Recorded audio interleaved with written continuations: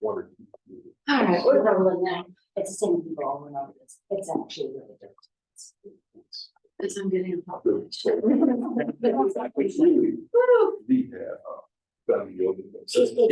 physical therapy based. All right, you guys, welcome. Monday morning, Blissful flow.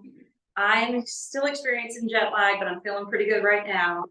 I led a India pilgrimage or yoga retreats, and I was gone for 10 days and returned over the weekend.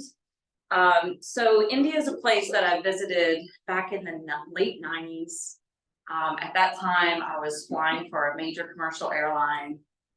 And when they announced the route, nobody wanted to go to India. People were scared to go to India. They didn't know what to expect from India. And they were going to be doing the routes out of Boston. It was a small hub for us.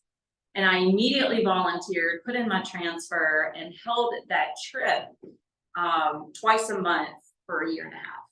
Until the secret got out that India was pretty cool to go to. And then all the senior mamas came in and kind of took over. So I have not been back to India since the 90s. And I did not start yoga until 2000.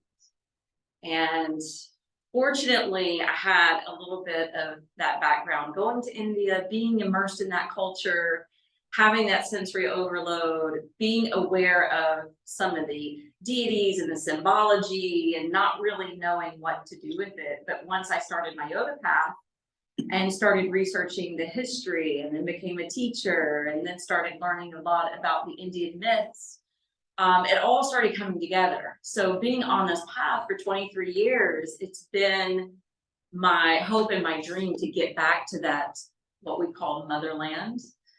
Where this practice originated, and I finally was able to go. And so this particular trip, we made it to Rishikesh. When I was flying, I would go to Mumbai, just Bombay, or New Delhi, big cities, full of pollution, full of poverty, lots of smog. But Rishikesh is at the foothills of the Himalayan mountains, kind of in the northwestern part, and it's gorgeous, absolutely beautiful. Between the mountains and the rivers and the waterfalls and the temples, and not as populated. So traffic is still insane. 2 lanes turns into 4 lanes, and half the time you're playing chicken with people on the switchbacks on the mountainsides. Horns are going like crazy, not like New York City where they're just being rude, but the horns have a really good purpose in India. They're actually warning you and trying to make you aware, hey, I'm to your left, I'm to your right, I'm about to come around this curve. And it's actually vitally important in that culture. But anyway, I have been feeling slightly depressed, acclimating back to the States. Besides the cleanliness, love the cleanliness. But I'm having a hard time because I'm realizing how disconnected America is to God, to spirituality, to something bigger than consumerism. And it's been difficult actually coming back home. I felt like I was at home when I was in India, and we had a great time. There was only 8 of us. It was the perfect amount of people. We went for Diwali being the festival of lights, huge celebration, kind of like their New Year's. So what I decided to do today, and hopefully I'll bring you a little bit next week as well, but this week I'm actually going to be giving you a class that I received in India. So as soon as I finished the class, I wrote it down because I wanted to bring a taste of India back to you. You know, here in the West, we have so many different styles of yoga, from Kundalini to Ashtanga to Vinyasa to gentle to Yin to a plethora of classes. And these particular classes that we went to were at ashrams in Rishikesh. And Rishikesh is known as the yoga capital of the world. It is actually considered the land of the gods or the home of the sages. So a lot of the original yogic sages actually lived and meditated in the caves near Rishikesh. A lot of the original writers of the Vedas, which are some of the most ancient writings ever found on earth, actually lived, meditated in this area of Rishikesh. So it's a pretty potent, powerful place for sure. I will say one point, a gentleman that we were with is a strong Catholic. And he was like, we're going to all these Hindu temples, which is great, but I really wanted to go to a Catholic church that is here. And he said, I found one that's only a mile away if anybody wants to go. And instead of having the crucifix like most Catholic churches have, it has Jesus rising up out of the Ganges River. And I'm like, I'm going with you. So 4 of us took this trek. We took a walk about a mile away through all the crazy traffic and found this Catholic church that we were able to go and sit in. And it was gorgeous. And the whole background was Jesus coming out of the Ganges River. And they had all the flowers, created like a shrine or an altar as it typically would be. But they also had symbols all around the room of yin yang and the Om symbol. And it was so welcoming and so inclusive. And he was a little confused actually, because there's no pews. Everyone sits on the floor, Indian style. And there's tabla drums and a harmonium instead of a pipe organ. And I was explaining to him, I was like, yeah, this makes perfect sense to me, because in Hinduism, they really truly believe in one God, even though there's all these different deities. They actually represent symbology or attributes of the one. So Hindus are very welcoming of Jesus. They look at Jesus as being a saint, being, a prophet, godly, and they just welcome him into the fold. So it didn't surprise me that in that Catholic church, they were also welcoming in some of these other symbols, so that it was all inclusive. But anyway, right across the street from that was a leprosy colony. And then when we sat and meditated in that Catholic church, it was wild, because when I was meditating, it was like my third eye was pulsating. It was like a tunnel, something that I rarely ever experience in meditation. So it just showed me the energy that was being held within that space.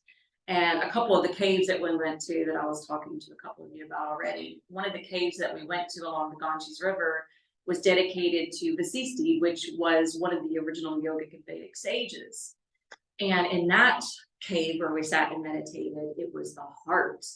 The heart started pounding and vibrating like I've never experienced in meditation before. Because usually your body gets so still and your heartbeat starts to almost diminish because you're getting really relaxed, even though you're in an alert state. But here it was extremely strong.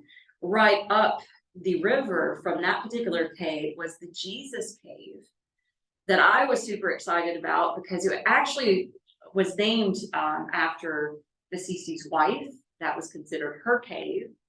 But there's also records of Jesus being and meditating in that particular cave. And when I was sitting with that cave, it was just an overwhelm of unconditional love, to the point where I just started crying profusely. And I started getting all these examples of Jesus in the scripture being so forgiving and so accepting and so loving, that it was, I could start crying now. Powerful. If you ever go, make it a spiritual journey, because it's amazing. So what I wanted to start with is talk about the Ganges River. The Ganga is considered the great mother in India, because if you think about it, water equates to life. If there's no water, there's no life. That's one reason why we keep wanting to go to Mars, and we keep wanting to get, proof that there may have been water at some point, which could have been life at one point on that planet. But, water is the source of life in so many ways. But the Ganga River has 2 different stories of its origin that I'll share with you really quick. And one comes back to the Indian myths. And it's when Vishnu, who's considered the god of the seas, similar to like Poseidon in Greece, he went to the heavens to meet with Brahma. and Brahma is considered the creator god. And Brahma is surprised that Vishnu came to heaven to be in his presence and started washing his feet out of reverence. And when he was washing Vishnu's feet, the bucket of water would splash, the water from his feet would fall. And their idea of the Ganges River is the water came down from the heavens from those gods and created the Ganges River. And one other story behind that is Shiva. And Shiva is considered the god of time, dissolution, birth, life, death, rebirth, transformation, kind of like the Jesus life after death. But anyway, he was meditating on top of the Himalayan mountains and could see the Milky Way. Because if you ever go stargazing in a place where there's no artificial light, you can't see the Milky Way. And so the story goes that he wanted to bring the celestial skies down to meet the earth. So he pulled the Milky Way down into his long dreadlocked hair, and down from his hair, it came to the Himalayan mountain and then flowed down the mountain into the country of India. So those are two of the stories behind the Ganga. And then I told you about the caves next to the river. We're going to be doing this practice, like I said, similar to what we did in India. So if you have your slip of paper, we're going to start off with a little chanting and using our voice. And we're going to do a call and response. I'll say the first word, you say the second word, so on and so forth. And then we're going to chant it all together. Now, I don't know about you, but I don't like chanting what I don't know what it means. I will share with you what it means. Yoga, Chitta, Vritti, Nirodha. It's actually the second Yoga Sutra. All it means is yoga is the calming down of the fluctuations of the mind. You can also state it as yoga is the neutralization of the whirlpools of thought patterns. Yoga is the cessation or dissolution of all the mind chatter or mind stuff.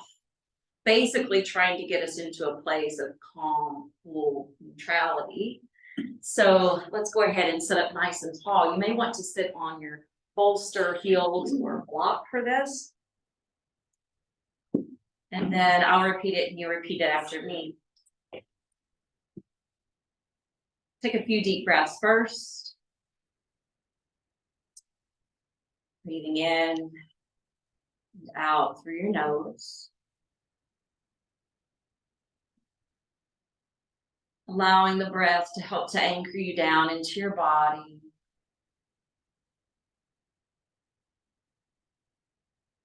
Onto your mat, which will be your sacred space for this practice. And in this place where we can commune, practice together as one.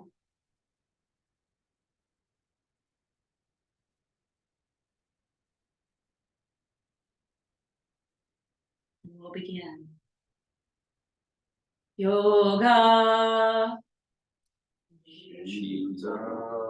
You'll say yoga after me. Sorry. Okay. It's okay. It's okay. We'll get it. We'll get it. Yoga. Yoga. Beautiful. Chitta. Chitta. Vritti. Vritti. Nirodha. Nirodha. Yoga. Chitta. Chitta. Vritti. Vritti. Nirodha. Beautiful. Let's do it all together as one. Yoga, Chitta, Vritti, Nirodha. Yoga, Chitta, Vritti, Nirodha. Yoga, Chitta, Vritti, Nirodha. Two more. Yoga, Chitta, Vritti, Nirodha. Yoga, Chitta, Vritti, Nirodha.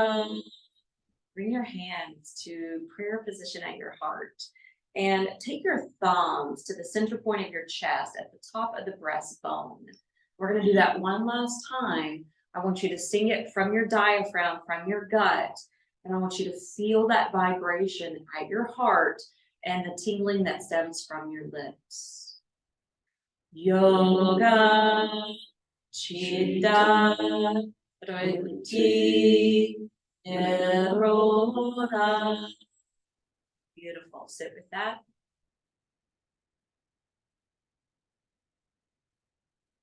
Yoga calms the currents of the mind.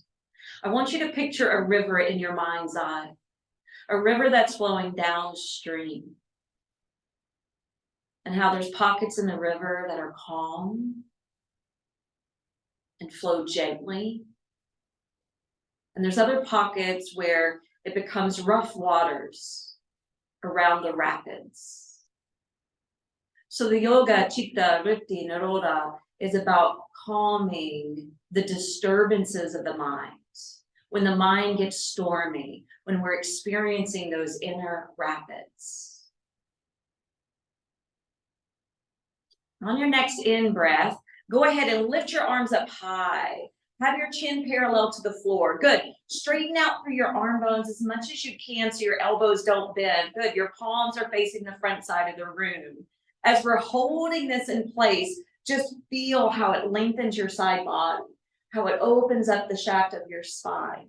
You may even feel some of the muscles activating and warming up.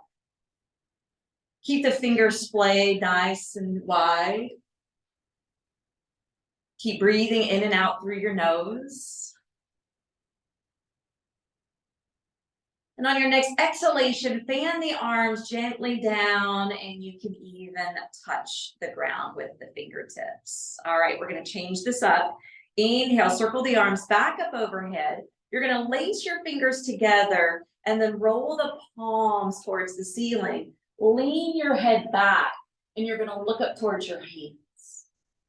So I found it quite interesting that all three of the local classes that we took in Rishikesh started off with the chanting, using the voice.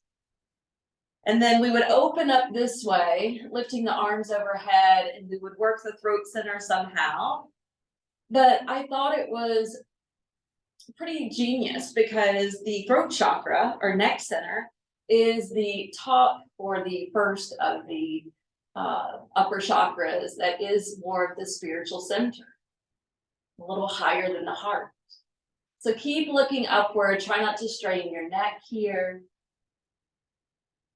And then on your next out breath, go ahead and fan the arms back around you. The fingertips can touch the floor. Try not to collapse your chest or belly. Just hang your head and tuck the chin towards your chest. So we're just now elongating the backside of the neck.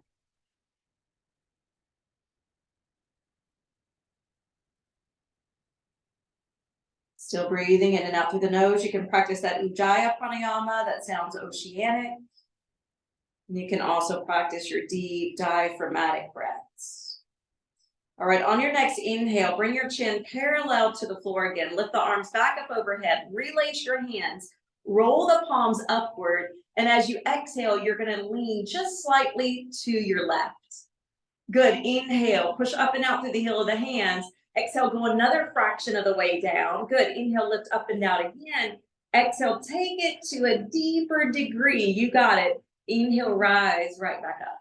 Good. Exhale. Let's take it to the right. Just a slight degree. Push up and out through the heel of the hands. Take it to a second degree. 3 phases. Inhale, reach up and out through your hands. Exhale, go to depth here. And then inhale, rise all the way back up.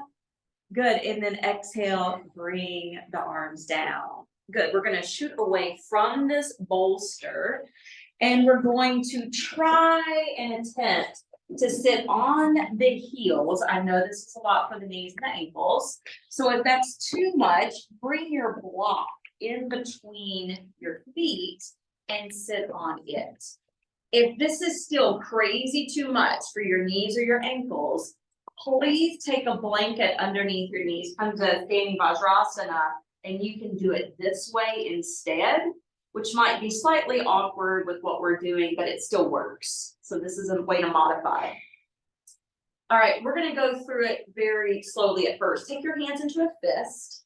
It's a different version of cat-cow than I've ever experienced. You're pulling your elbows back. You got it. And your shoulders are gonna squeeze in towards the vertebrae, and you're gonna tilt your head back so your throat's slightly open. So feel your cat stretch, your back bend here.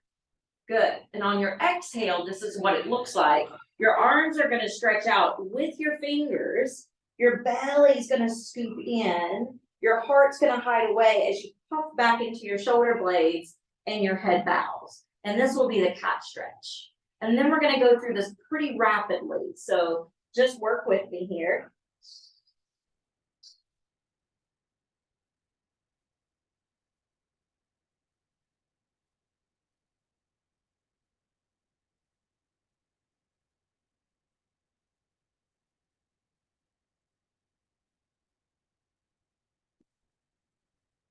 Three, two, and one.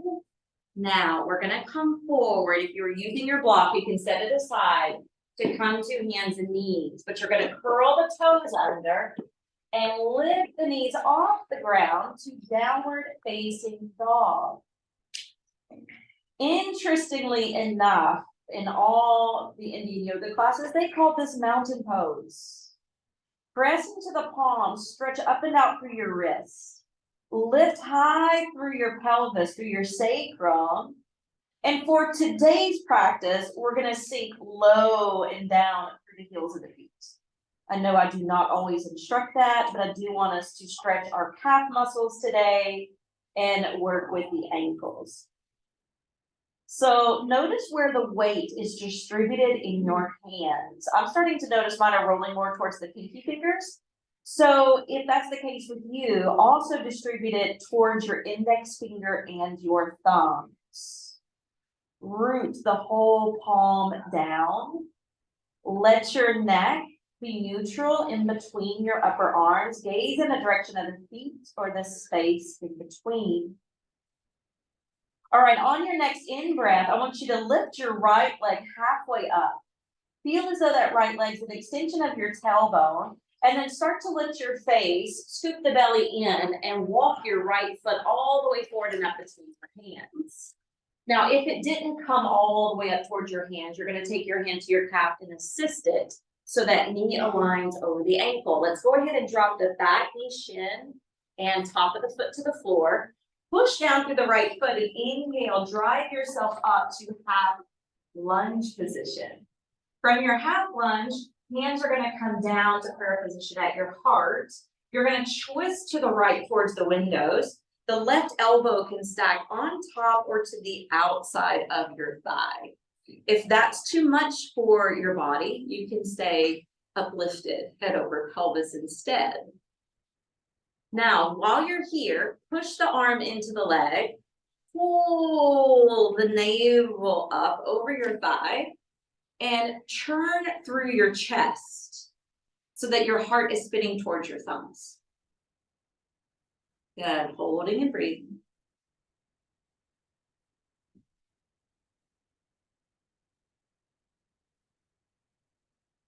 Good, exhale, unwind from that pose, plant your palms, curl the back toes under. We're stepping right back.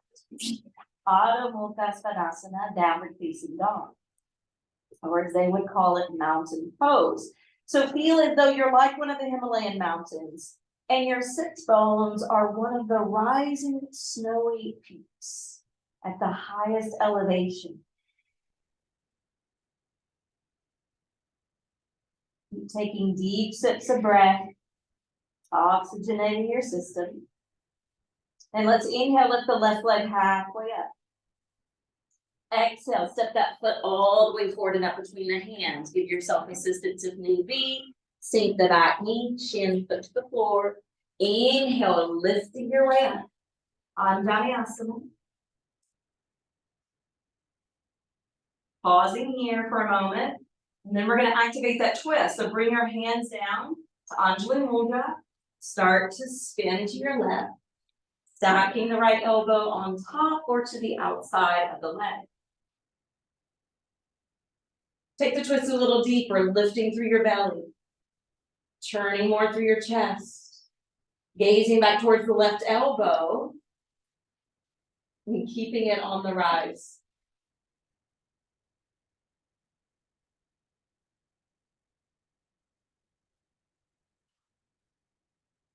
Remember, the breath is the heart of yoga. And that brings the pose to life.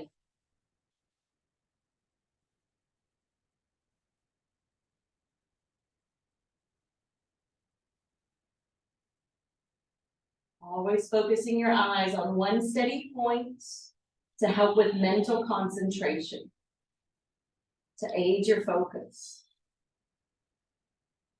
Exhale, unwind from that position, plant your palms, curl the back toes under. We're stepping back. This is kind of like where we reset.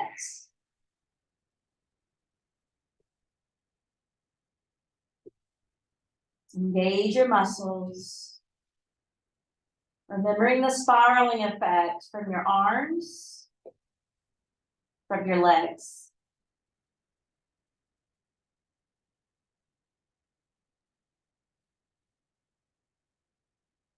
Take a deep inhale. Exhale, you're lowering your left knee below your left hip, offsetting that left foot, turning your right foot down to the mat, and taking the right arm up overhead. So this is a form of Vasisthasana. Remember, Vasisti was the sage that lived in the cave that we were able to visit. Take the index finger to meet your thumb in that top hand. This is the Dhyana hand mudra. And then glue the other fingers together. This mudra represents wisdom, a higher intelligence, discernment. Gaze up towards that hand unless it strains your neck. If it strains your neck, find another focal point.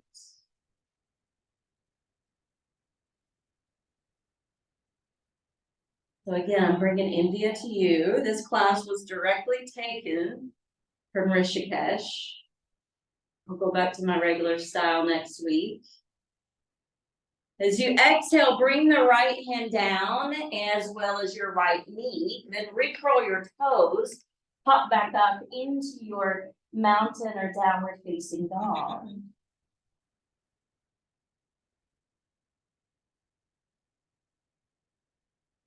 We're on the hands a lot with this flow. It's a great way to strengthen and stretch your wrist.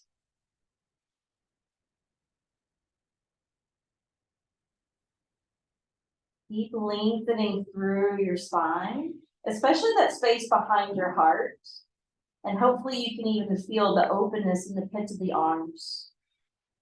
Exhale, let's lower the right knee down below the hip, offset that right foot towards the edge of the mat, lower your left foot to the ground, sweep the left arm overhead, and then create your Dhyana mudra above.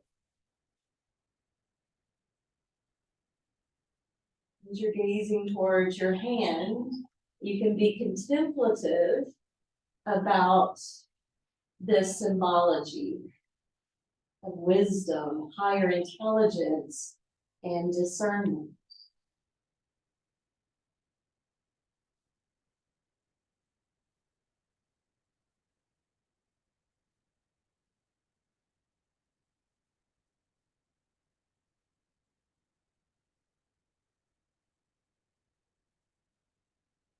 Deep breath in.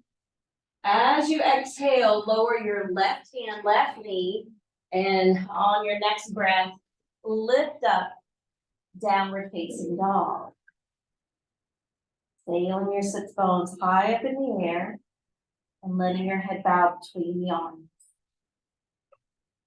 So even though our energy, our effort is pulling the energy up towards our seats, we're actually using gravity as a way to manipulate the energy down towards the brow, the intuitive center of the mind, but also to the pineal gland at the center of your head, which allows us to tap into our spirituality. One more deep breath. On your next exhale, we're coming down to our knees. This is where if you need extra padding, please grab a blanket, untuck the feet. We're taking away all the hands. We're going to start with the hands around the waist. So it's like your thumbs are coming towards those smaller dimples alongside your low back. And then push your thighs forward, lift up through your side waist, and start to lean back. Ustrasana camel. Your thighs are staying perpendicular to the floor.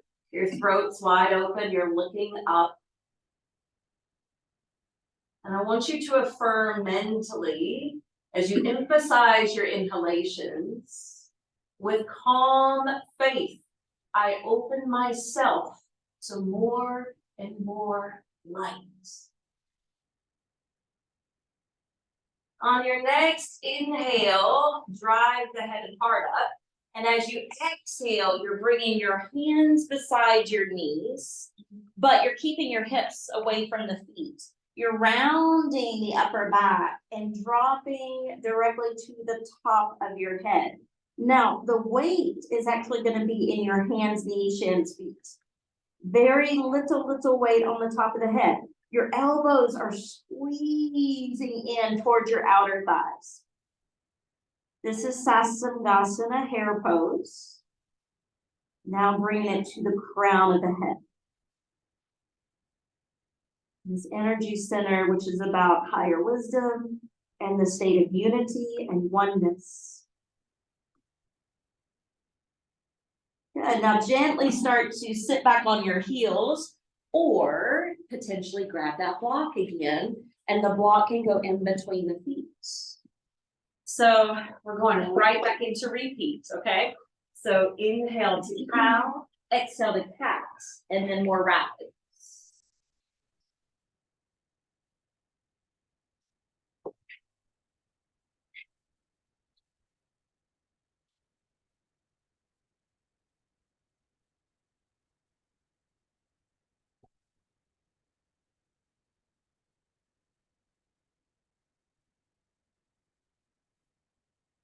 Three, two, and one. That gets a little intense, doesn't it? And then scoot that block to the side, coming forward towards the palms of the hands, rising back up into your downward facing dog. Notice it's different than our typical sun salutations. We did do that in another class, but this one had the most vinyasa quality to it.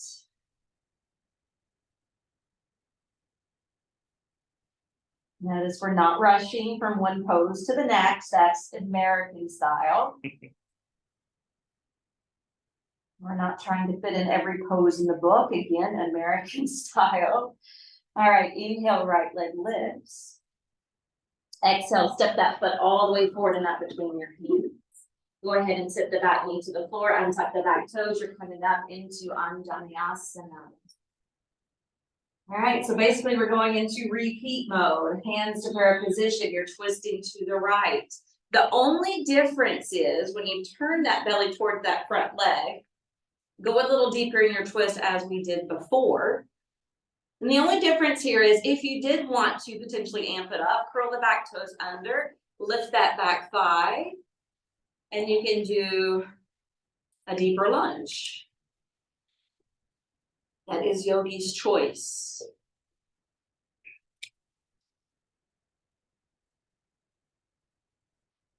Form that relationship with your breath. It is a key component for yoga chitta vritti nirodha. If we want to calm the currents of the mind, it requires the breath. It requires our attention to these formations we're creating. All right, exhale, unwind, plant your palms, take it back, downward facing dog or mountain pose. Now let's go ahead and sink back low, down through the heels of the feet again, stretching out the calf muscles.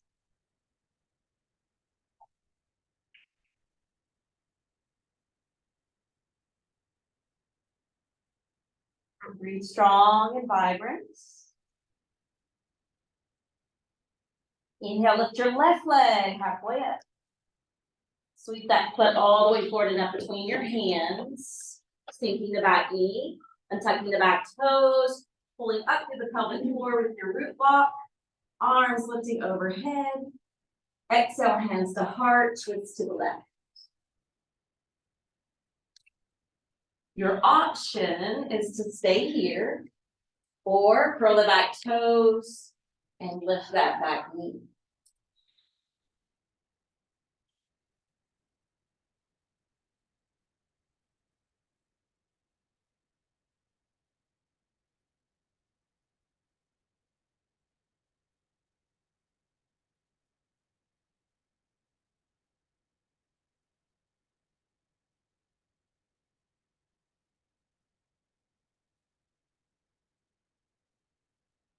Exhale, unwind, plant your hands, return to downward facing dog or mountain pose.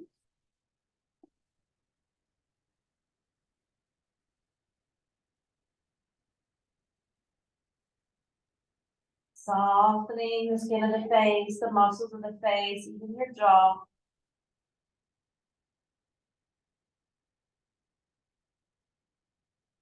Deep breath in. Exhale, land your left knee, offset the right foot, reach the right arm skyward. We're coming back into this variation of side plank. All right, so again, you have options here. Take your Jnana Mudra in the top hand, index finger to thumb. If you want to amp it up this time, you'll pick up your right foot. You'll reach and power back through that leg as if you were trying to reach the back wall. Try to keep your foot as high as your hip. Splay open through your toes. Reach through the padding of the foot. Or set it back down if it's too much.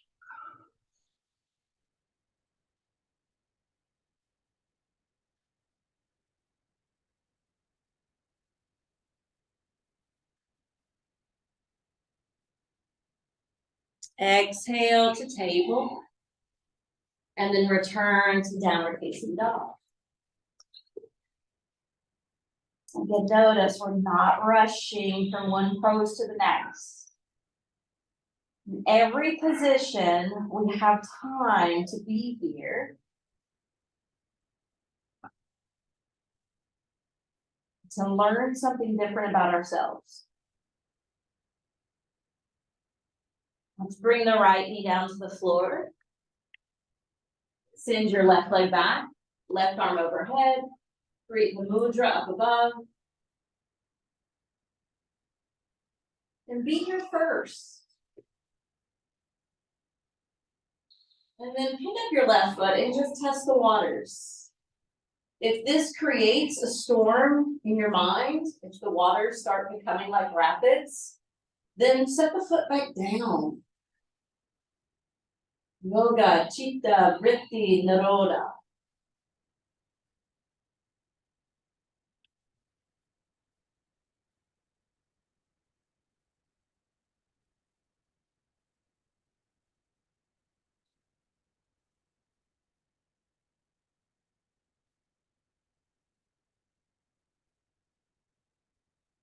Return to tabletop. Curl the toes, launch back in, downward facing dog.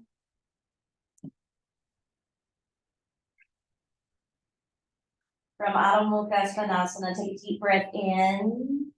Lengthen through all your limbs. As you exhale, sink to your knees, untuck your toes. Come back up, standing Bhadrasana. If you need extra padding for the knees, a blanket is perfect. All right, we're gonna change up our hand position. The fingertips are actually gonna turn up towards the base ribs. And this way, as we start to tuck the tailbone, the heel of the hands will rest right on the upper rim of the buttocks. The elbows are gonna squeeze towards each other, and you're gonna open up camel.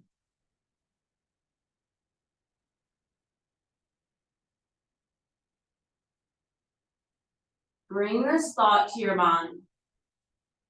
With calm faith, I open myself to more and more light.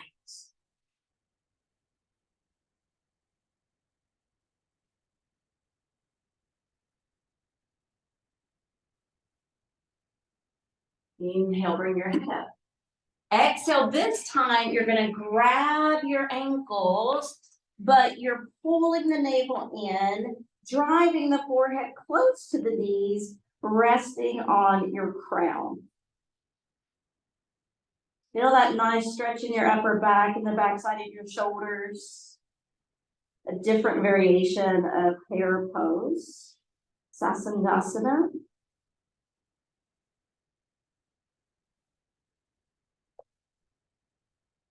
All this yogic philosophy is to help us to be happier, healthier beings, as well as to learn self-control over thoughts, words, and actions. And the affirmation for this pose refers to that. I am master of my energy. I am master of myself. Are we practicing self-control? On your next out breath, sink back down to your heels or a block. And this will be our final flow with that. Power 3. So when you're ready. So think about how we're flexing the spine here.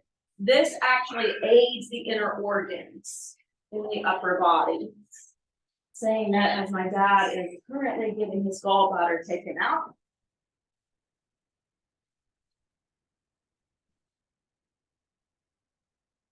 But he's stuck in a wheelchair and he can't move very much, right? We have freedom to be able to do this, and it's important that we create the movement in the body to keep the body healthier. 3, 2, 1. All right, back to downward facing dog.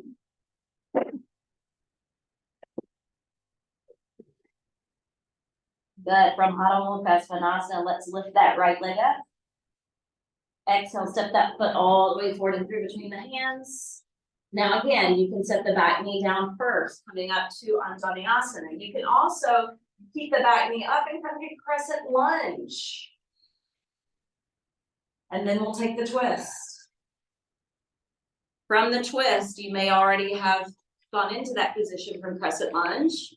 If you have not, but you want to amp it up, you can lift your back knee. If you want to amp it up a little bit more, you can splay your arms wide open.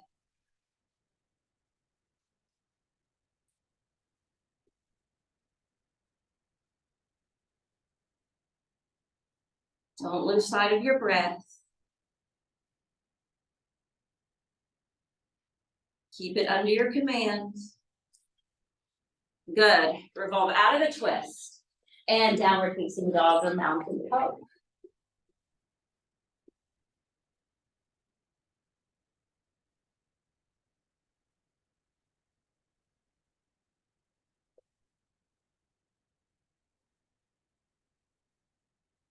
Inhale, left leg lifts. Exhale, swing it through. Again, you can go right into your crescent lunge, or you can do the half version, like I'm demonstrating. Then take that twist from your high or low lunge. If you want to amp it up, feel free. And if you want to open the arms, feel free. One is not better than the other. It's just a variety.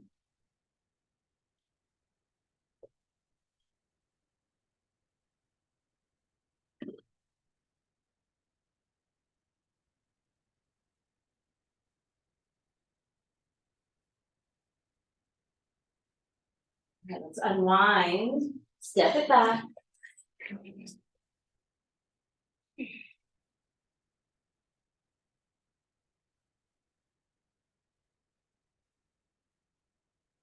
Two of the classes I took didn't even do downward facing dog or Uttanasana. And those are poses here in America. We think it's not a class until we do down dog or Uttanasana, right? All right, let's go ahead and bring the left knee down. Take it into your side plank. And this is where you can, again, amp it up, lifting that right foot. You can also reset your whole left leg, straighten it out, and stack the right foot on top of your left for the full expression of the pose.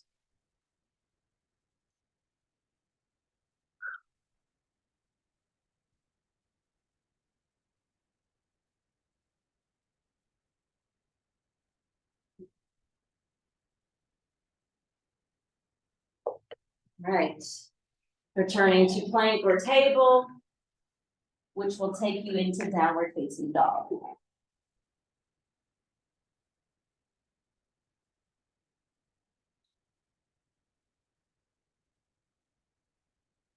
Set your eyes on one place, keeping them open.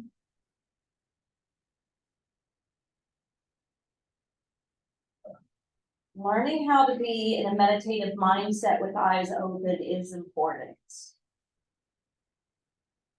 All right, we can lower the right knee. We can move into that first phase. You're welcome to move into the second phase.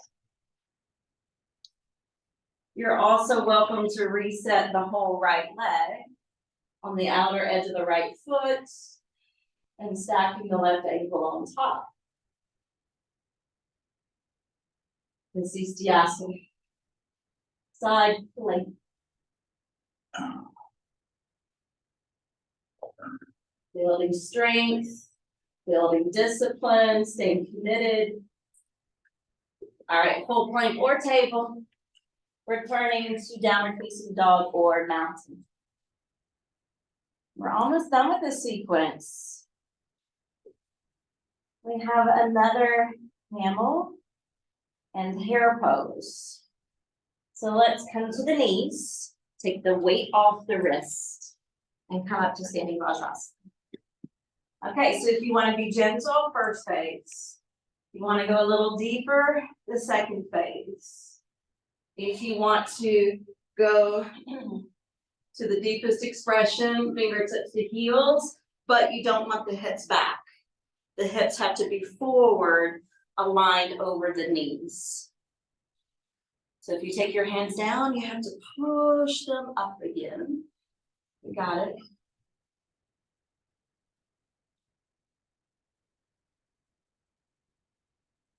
Calm faith. I open myself to more and more light. All right, inhale, coming out. Whew. Camel used to be my favorite in my 20s. Now that I'm almost 50, not so much. Hands behind the back. Lace up. Shoulders back, heart open. Okay, if you want to stay here, stay here. All right, because this is a lot for the shoulders. If you want to go in the first phase of hare pose, the second phase of hare pose, or this third variation, you can follow me. Crown of the head just barely resting on the ground. Arms overhead. Keep the breath wide open.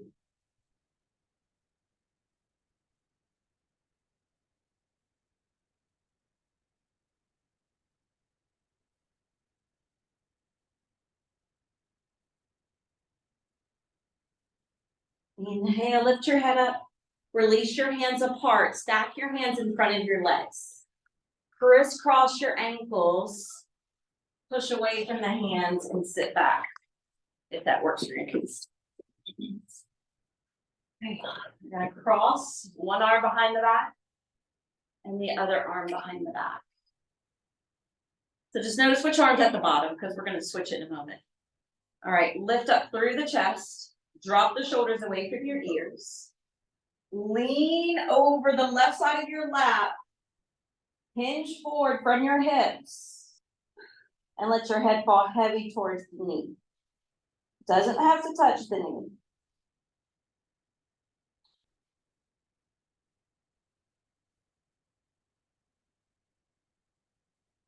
Holding and breathing here.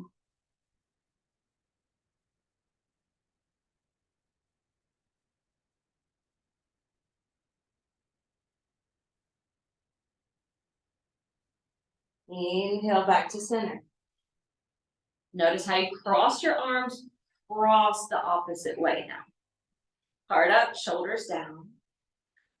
Lean over the right side of your mat. Hinge forward from your hips. Bow your head.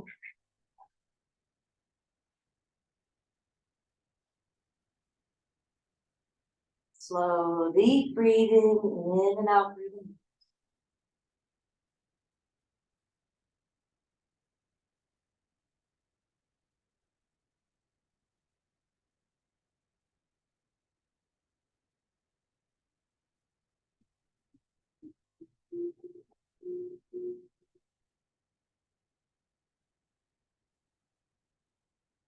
We're habitual creatures, and the way you crossed your arms the first way was probably your most familiar side.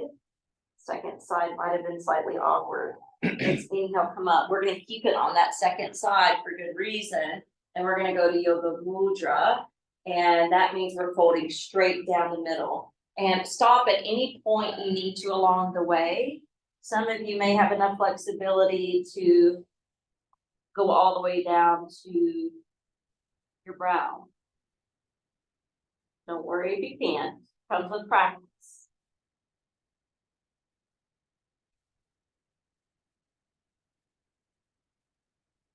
A good moment to consider what you're grateful for. Don't have to wait for Thanksgiving to practice a list of gratitude.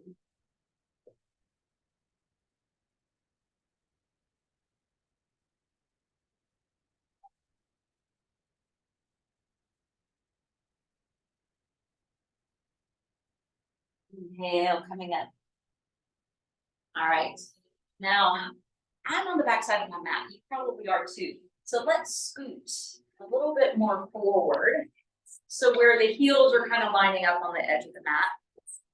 So I'm going to show you the first thing we're going to do. However, I don't know your practice very well, and I know some of you may not be willing or able to go into shoulder stand. I really should not be doing this pose a lot myself, only do it a few times a year, but I'll demonstrate really quick. Shoulder stand is where we catch the hips and then point the toes. And then I'm going more quickly, plow, eventually down, lift the chest, fish, okay? So if you already know, you're like me, and it's like, that's not the best thing for your neck, right? Because I'm older now, it's not good for me anymore. So the second way to do this, to save your neck, is to bend your knees, use a block, tuck and lift, sit in the block under your sacrum, the large base bone at your low back, and then your legs will lift. You won't be doing plow, you'll just be here. But then when you go to fish, you could even stay here, bring the feet down, arms up, scrape the arms down, and then tuck the shoulders so that your chest lifts. You see the difference? Okay, so you can do it modified, all right? So, you're going into the restorative version, go down to your back first, bend your knees, tuck the block underneath, or rock and roll back. Catch your hips, walk your hands down towards your shoulders, zip your legs together, point up through your toes. And even if you're in waterfall today, which is sitting on the block, really point your toes today. Good, if you're in shoulder stand and go to plow, legs are gonna start to teeter over the face. Please do not turn your head, keep your head motionless.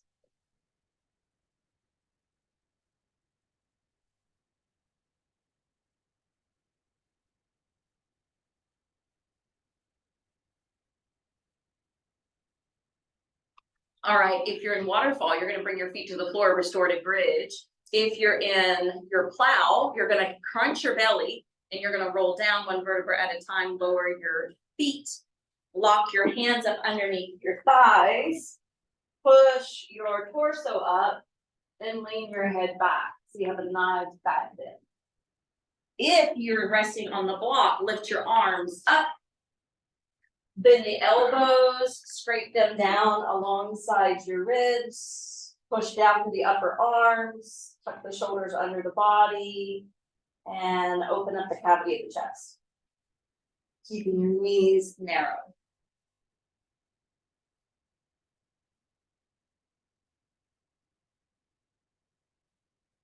Okay, these are gonna be our final inversions. Good, go ahead and safely begin your exit. So if you're in that fish, just lift your head, relax and broaden your shoulders. If you are still on the block, you'll tuck and lift away from the block, scoot it out from underneath. And I want you to go ahead and roll down for Shavasana. We're gonna do breath work after you rest. Sorry about the leaf blower.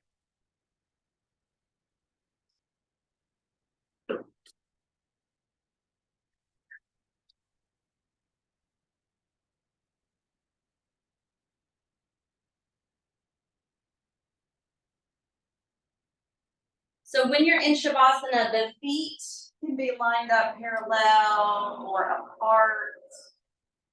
Your arms beside you fan out. Your eyelids closed. And you're simply relaxing your body, allowing your mind and body to integrate what we've been doing. Absorbing the energy we've been generating. And trusting the body's natural intelligence to monitor and to send any healing energy where it needs to go.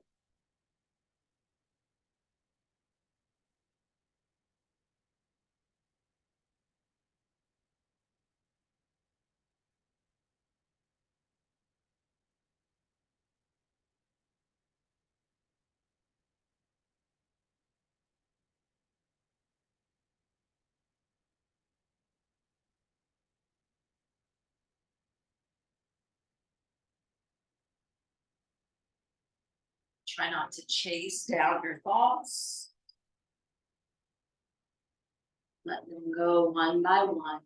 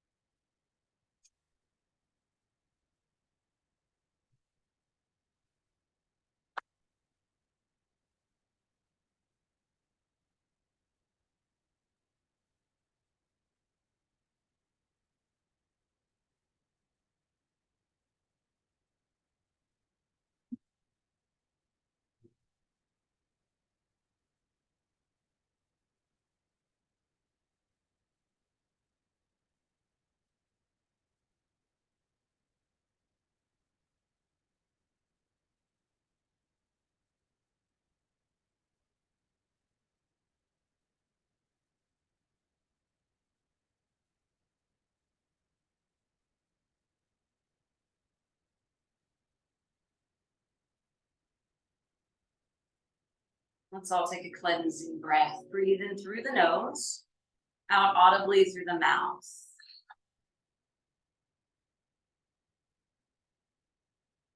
Take a hold of your knees and hug them in.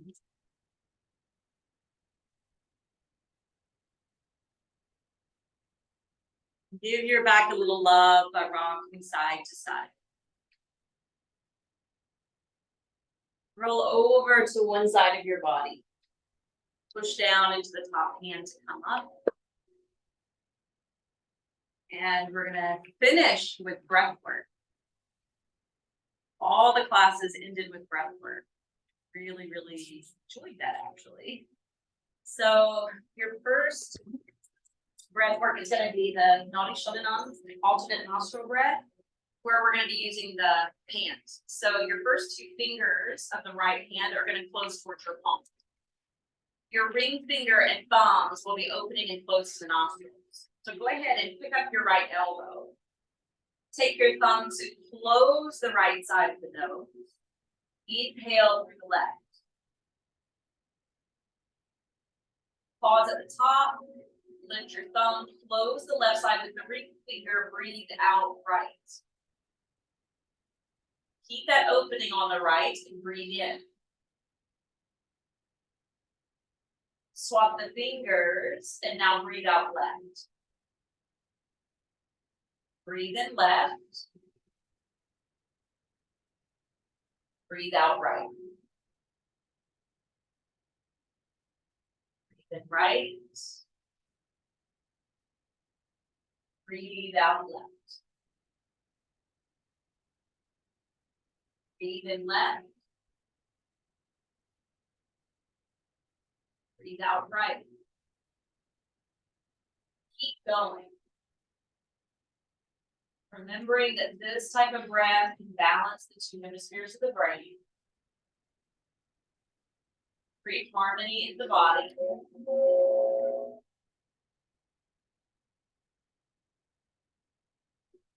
And you can contribute to yoga, chitta, vritti, nirodha.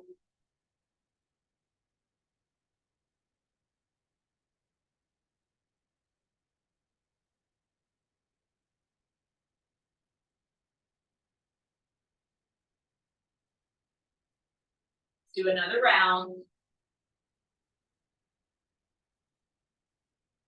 You want to end breathing out through the left side of the nose.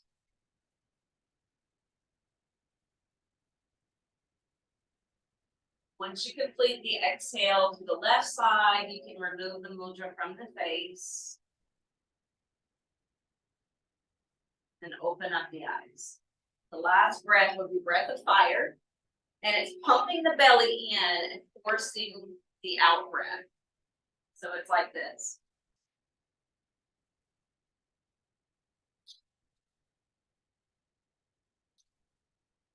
Find your own pace, your own rhythm with it. You'll notice you'll naturally inhale in between.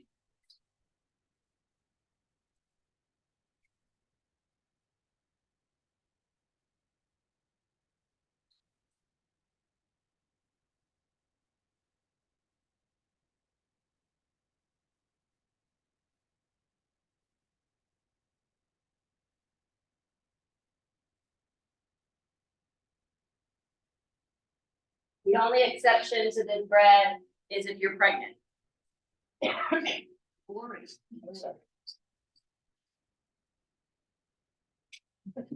Three, two, one. Let your breath normalize.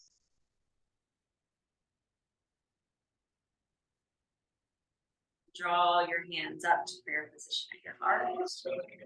Bring the thumbs to the center point of your chest. And we'll close chanting Om together. Take a deep breath in. Om.